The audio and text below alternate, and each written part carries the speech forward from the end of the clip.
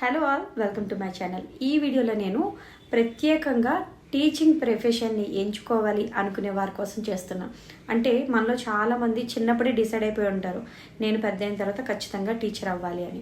So అలాంటి వారికి ఒక అవగాహన కల్పించడం కోసం, అంటే మీరు ఏ క్లాస్ చదివిన తర్వాత ఏ ప్రొఫెషనల్ కోర్సును ఎంచుకోవాలి, ఎలాంటి ఎగ్జామ్స్ రాయాలి అనే దాని గురించి ఒక చిన్న అవగాహన కల్పించడానికి ప్రయత్నం చేస్తాను.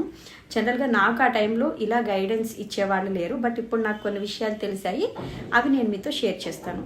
సో ఇది ఎవరికి ఉపయోగపడుతుందంటే 10th ఇంటర్మీడియట్ డిగ్రీ చదివే పిల్లలకు కూడా ఇది ఉపయోగపడుతుంది. ఒకవేళ మీరు డిగ్రీ చేసి మీకు కెరీర్ గ్యాప్ వచ్చి ఇప్పుడు నేను టీచింగ్లోకి వస్తానన్నా కూడా ఇది మీకు ఉపయోగపడుతుంది.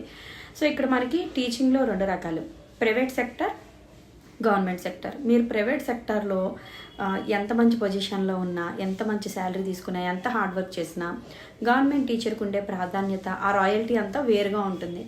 మీరు ఒక గవర్నమెంట్ టీచర్కి ఉండే రెస్పెక్ట్ మామూలుగా ఉండదు. చూడండి, మన ఫ్యామిలీలో మనమే ఒక గవర్నమెంట్ టీచర్ అనుకోండి, చక్కగా చుట్టుపక్కల వాళ్ళు, మన ఫ్యామిలీ మెంబర్స్ చాలా హ్యాపీగా ఫీల్ అవుతారు, ప్రౌడ్గా ఫీల్ అవుతారు.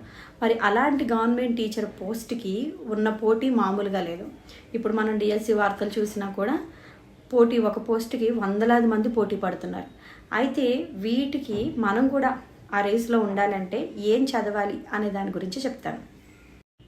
సో జనరల్గా 10th క్లాస్ కంప్లీట్ అయిన తర్వాత ఇంటర్మీడియట్లో మనకి రకరకాల గ్రూప్స్ ఉంటాయి. ఎంఈసి, ఎంపీసీ, హెచ్ఈసి, సిఈసి, జిహెచ్పి, ఇలా రకరకాల కాంబినేషన్లో గ్రూప్స్ ఉంటాయి. మీరు ఏ గ్రూప్ తీసుకున్నా కూడా ఆఫ్టర్ ఇంటర్ మీరు టీచింగ్ ప్రొఫెషన్లో కంటిన్యూ అవ్వాలంటే చేయాల్సింది D Ed, diploma in education.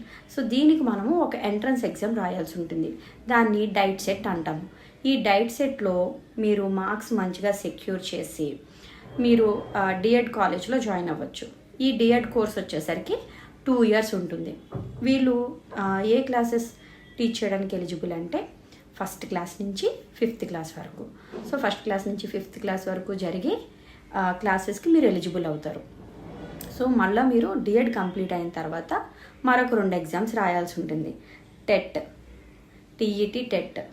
So ఈ టెట్ కూడా మనం డిఎస్సికి ఎలిజిబుల్ అవ్వడానికి టెట్లో మంచి మార్క్స్ అనేవి గెయిన్ చేయాలి. ఈ టెట్ కూడా క్లియర్ అయిపోతే అప్పుడు మీరు డిఎస్సి ద్వారా గవర్నమెంట్ కొలువు అన్నది ఆఫ్టర్ ఇంటర్మీడియట్ వితిన్ 2 yearsలో మీరు జాబ్ అనేది గెయిన్ చేయొచ్చు. సో ఇది ఇంటర్ తర్వాత డిఎడ్ చేసే వాళ్ళకి. ఒకవేళ మీకు ఇంటర్ అయిపోయింది, ఇప్పుడు డిగ్రీ చేస్తున్నారు అనుకోండి, డిగ్రీలో కూడా రకరకాల స్ట్రీమ్స్ ఉంటాయి. ఎంపీసీ, ఎంపీసీఎస్, ఎంఈసీఎస్, ఎంఎస్సిఎస్, ఎంజీసీఎస్, ఇలా రకరకాల కాంబినేషన్స్లో గ్రూప్స్ ఉంటాయి. మరి మేము ఇప్పుడు డిగ్రీ చేసేసాం కదా, మేము డిఎడ్ చేయాలా, బీఈడీ చేయాలంటే ఆల్రెడీ మీకు ఇంటర్మీడియట్ ఉంది కాబట్టి మీరు డిఎడ్ చేయడానికి కూడా ఎలిజిబులే, అలాగే బీఎడ్ చేయడానికి కూడా ఎలిజిబులే. అంటే డిప్లొమా ఇన్ ఎడ్యుకేషన్ అయినా చేయొచ్చు, బ్యాచులర్ ఆఫ్ ఎడ్యుకేషన్ అయినా చేయొచ్చు.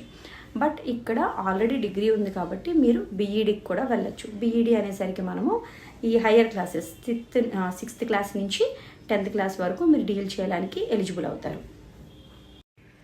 సో ఇక్కడ మీకు డిఎడ్ అనేసరికి ప్రైమరీ క్లాసెస్ కదా, మీరు హయ్యర్ క్లాసెస్కి వెళ్ళాలనుకుంటే బీఈడీ చేయొచ్చు. బీఈడీకి కూడా మనము ఎడ్సెట్ రాయాల్సి ఉంటుంది. ఎడ్సెట్ అంటే ఎంట్రన్స్ ఎగ్జామ్ అనమాట.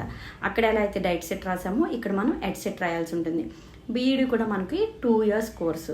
కాకపోతే బీఈడీలో ప్రత్యేకంగా మనము 2 సబ్జెక్ట్స్ని మాత్రమే ఎంచుకోవడానికి ఉంటుంది, ఒక లాంగ్వేజ్, ఒక సబ్జెక్ట్. ఒకవేళ ఫర్ ఎగ్జాంపుల్ నేను ఇప్పుడు ఎంపీసీ చదివాను అనుకోండి, నేను అయితే మ్యాథ్స్, ఫిజిక్స్ కాంబినేషన్ తీసుకోవాలి, లేదంటే మ్యాథ్ అండ్ ఇంగ్లీష్, లేదంటే తెలుగు అండ్ మ్యాథ్, లేదనుకుంటే ఫిజిక్స్ అండ్ ఇంగ్లీష్, ఇలా ఏవో ఒక 2 పేపర్స్ మాత్రమే నేను తీసుకోవడానికి ఉంటుంది.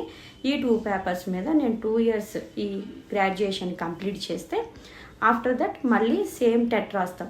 డిఎడ్ వాళ్ళు ఎలా రాశారో అలానే రాస్తాం. బట్ ఇక్కడ మీరు ప్రత్యేకంగా ఈ 2 సబ్జెక్ట్స్ మ్యాథ్, ఫిజిక్స్ అనుకున్నాం కదా, వీటికి మాత్రమే టెట్ రాస్తారనమాట.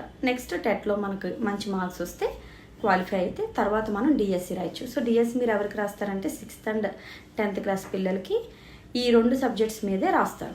మళ్ళీ ఇక్కడ మనం గుర్తుపెట్టుకోవాల్సిన చిన్న అంశం ఏంటంటే, ఒకవేళ మీరు సబ్జెక్ట్ కాకుండా లాంగ్వేజ్ తీసుకున్నారనుకోండి, తెలుగు ఆర్ ఇంగ్లీష్, ఈ తెలుగు ఇంగ్లీష్ తీసుకునే వాళ్ళు ఆల్రెడీ మీకు డిగ్రీలో స్పెషలైజేషన్ లాంగ్వేజ్ ఉంటే మీకు యాడ్ ఇన్ అవుతుంది. ఒకవేళ లేదనుకోండి, ఆఫ్టర్ బీఈడీ మీరు ఎంఏ తెలుగు లేదా ఇంగ్లీష్ చేయాల్సి ఉంటుంది. అంటే మీరు తెలుగు లేదా ఇంగ్లీష్ టీచర్గా హై స్కూల్కి వెళ్ళాలనుకుంటే. ఫిజిక్స్ మ్యాథ్కి అనుకోండి అవసరం లేదు, మనం డిగ్రీలో చదువుతాం, బీఈడీలో చదువుతాం, డైరెక్ట్గా TET, DSC, high school job. So ఇది 10th క్లాస్ వరకు ఉండేది. ఒకవేళ మీకు ఇప్పుడు డిగ్రీ కూడా కంప్లీట్ అయిపోయి మీరు పీజీలో ఉన్నారనుకోండి, పీజీలో లైక్ మీరు ఎంఏ కానీ ఎంఎస్సి కానీ రిలేటెడ్ సబ్జెక్ట్స్ చేస్తే మీరు ఇప్పుడు కూడా కొన్ని ఎగ్జామ్స్కి ఎలిజిబుల్ అవుతారు. సో ఈ పీజీ చేసిన వాళ్ళు జూనియర్ లెక్చరర్కి వెళ్ళొచ్చు, లేదంటే డిగ్రీ లెక్చరర్కి వెళ్ళొచ్చు. సో ఇక్కడ జేఎల్ అనే మాట మీరు వినే ఉండుంటారు. జేఎల్ పడినప్పుడు మీరు జేఎల్ ఎగ్జామ్ రాయొచ్చు. పీజీ అంటే ఎంఏ కానీ ఎంఎస్సి కానీ కంప్లీట్ అయితే. సో ఇక్కడ ఒకవేళ మీరు పీజీ కంప్లీట్ అయ్యాక డిగ్రీ లెక్చరర్కి కూడా వెళ్ళొచ్చు. సో డిగ్రీ లెక్చరర్ అనేసరికి మీరు పీజీ చేసిన తర్వాత మనకి టెట్ ఎలా ఉందో ఇక్కడ సెట్ ఎగ్జామ్ ఉంటుంది, సెట్ ఆర్ నెట్. సో మీరు సెట్ కానీ నెట్లో కానీ క్వాలిఫై అయితే ఇక్కడ బీఈడీ తర్వాత డిఎస్సి ఎగ్జామ్ ఎలా ఉంటుందో పీజీ తర్వాత మీకు డిఎల్ ఎగ్జామ్ అలా ఉంటుంది. సో ఇక్కడ మనం సెట్ ఆర్ నెట్లో క్వాలిఫై అయిన తర్వాత మీరు డిఎల్లో కనుక స్కోర్ చేయగలిగితే డైరెక్ట్గా మనము డిగ్రీ లెక్చరర్గా గవర్నమెంట్లో వర్క్ చేయొచ్చు అనమాట. సో ఇక్కడ లేయర్ బై లేయర్. ఒకవేళ మీరు ప్రైమరీలో ఉన్న ప్రమోషన్స్ వచ్చాయనుకోండి, ప్రైమరీ టీచర్ తర్వాత హై స్కూల్ టీచర్ తర్వాత జేఎల్ తర్వాత డిఎల్ వచ్చేది ఇక్కడికే. సో ఇలా మనం డైరెక్ట్గా జేఎల్ డిఎల్ కూడా ఆఫ్టర్ డిగ్రీ అండ్ పీజీ తర్వాత చేయొచ్చు. ఇవన్నీ ఏంటంటే కంప్లీట్గా మేము ఇక టీచింగ్లోనే ఉండిపోతాం అనుకునే వాళ్ళకి. చూసారా, మనకి ఇంటర్ తర్వాత అవకాశం ఉంది, డిగ్రీ తర్వాత ఉంది, పీజీ తర్వాత కూడా ఉంది. సో దేంట్లో మనం ముందుకు వెళ్ళాలి అన్నది మీ అవగాహన మీద ఆధారపడి ఉంటుంది. ఏ బుక్స్ చదవాలి అని అంటే ఇప్పుడు డిఎడ్ అనుకోండి ఇంటర్ మీద డిపెండ్ అయి ఉంటుంది, డిఎల్ అనుకోండి డిగ్రీ లెవెల్లో ఉంటుంది, బిఎడ్ అనుకోండి 10th క్లాస్ వరకు ఉన్నవి, ఇంటర్మీడియట్ ఉన్నవి, ఇవన్నీ చదువుకోవాల్సి ఉంటుంది. అలా మీరు రాసే ఎగ్జామ్ బట్టి సిలబస్, ప్రిస్క్రైబ్డ్ సిలబస్ ఉంటుంది. ఆ సిలబస్ని మనం ఫాలో అయ్యి ఎగ్జామ్స్ అన్నిటిని కూడా క్రాక్ చేయొచ్చు. సో ఇప్పుడు ఏవైతే మీకు ఈ కాంబినేషన్స్ చెప్పానో ఇవన్నీ ఈ మధ్యకాలంలో నా జర్నీలో నేను తెలుసుకున్న అంశాలు అనమాట. ఇంకా చాలా ఇన్డెప్త్ చాలా ఉంటాయి. బట్ ఏంటంటే కరెక్ట్ గైడెన్స్ కావాలి మనకి. అది తెలిసిన వాళ్ళు మనకు వచ్చి చెప్పేసరికి మన సగ జీవితం కంప్లీట్ అయిపోతుంది అనమాట. సో అందుకని మీకు నాకు తెలిసింది షేర్ చేసి ఇది అట్లీస్ట్ 1 or 2 మెంబర్స్కి యూజ్ అయినా కూడా నేను చాలా హ్యాపీగా ఫీల్ అవుతాను. ఇంకొకటి ఏంటంటే డిగ్రీ చేసిన పిల్లల్లో చాలా కన్ఫ్యూజన్ ఉంది, పీజీ చేయాలా బీఎడ్ చేయాలా అని. సో ఇక్కడ మీరు పీజీ చేస్తే ప్రొఫెషనల్ కోర్సెస్ ఎంచుకుంటే ఒకలా ఉంటుంది, బీఈడీకి వస్తే ఇంకొకలా ఉంటుంది. ఐటీ ఫీల్డ్కి వెళ్ళే వాళ్ళు ఎంసీఏలు ఎంఎస్సి రిలేటెడ్గా వెళ్ళొచ్చు. సో మీరు డిగ్రీలో ఏం తీసుకుంటున్నారు అనే దాన్ని బట్టి మీ పీజీ ఆధారపడి ఉంటుంది. లేదు నేను ఖచ్చితంగా టీచర్ అవుతా అంటారా, అప్పుడు మీరు బీఈడీకి వెళ్ళడం ఉత్తమం. సో ఇది నాకు తెలిసిన ఇన్ఫర్మేషన్. ఇంకా మీకు ఏదైనా డౌట్ ఉంటే కామెంట్ సెక్షన్లో తెలియజేయండి, నేను క్లియర్ చేయడానికి ట్రై చేస్తాను. Thank you for watching.